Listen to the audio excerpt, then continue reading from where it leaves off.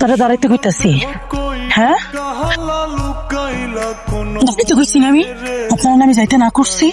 আমার দিকে তাকান।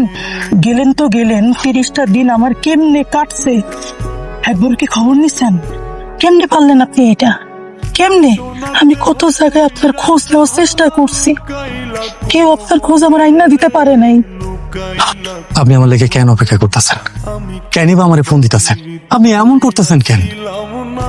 দেখেন, সম্পর্ক হয় সমানে সমানে, না আমার মধ্যে অনেক ফারাক। আপনি কি কিছুই বোঝেন না? আমি যে আপনার লেগে কতটা ছটফট করি, আপনি কি একটু বুঝতে পারতেছেন না? এতটা স্বার্থপর হইেন না।